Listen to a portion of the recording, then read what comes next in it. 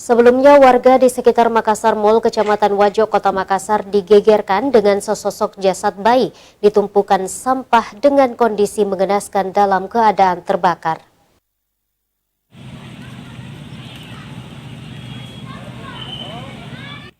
Sesosok jasad bayi ditemukan dengan kondisi mengenaskan dalam keadaan terbakar, menggemparkan warga di sekitar Makassar Mall, Jalan Kiai Haji Agus Salim, Kecamatan Wajo, Kota Makassar, Rabu siang.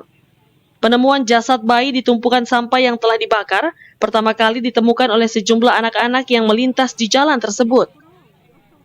Tidak lama kemudian, warga tersebut langsung melaporkan penemuan mayat bayi tersebut ke pihak kepolisian. Di dalam tempat sampah udah dapat? Tidak, di situ saja. Di situ di jalanan? Ada nulia orang bawa ki tadi? Tidak ada. Jam berapa itu deh? Kau lihat tadi?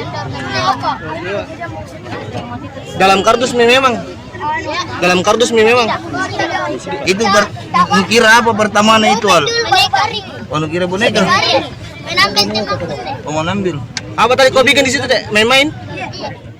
Untuk mengungkap motif pembuangan jasad bayi tersebut, Polres Pelabuhan Makassar menerjunkan tim Inafis dan tim DVI Dokpol Bidokes Polda Sulawesi Selatan untuk olah TKP. Dari olah TKP, sejumlah barang bukti diamankan, termasuk tubuh bayi yang dalam keadaan terbakar. Kaurbin Ops Satreskrim Polres Pelabuhan Makassar Ibtu Tumijan mengungkapkan, jika kasus ini masih dalam penyelidikan pihak Polres Pelabuhan. Kondisinya hangus terbakar.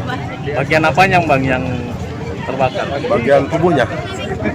Karena ini masih orok. Untuk jenis kelamin sendiri? Untuk jenis kelamin masih belum diketahui, nanti dari pihak Dokpol untuk lebih jelasnya. Bang, umur bayi bang, diperkirakan berapa umurnya? Umurnya ya sekira, kalau diperkirakan ya artinya masih baru. Jasad bayi kemudian dibawa ke Dokpol Bidokes Polda Sulsel untuk pemeriksaan lebih lanjut.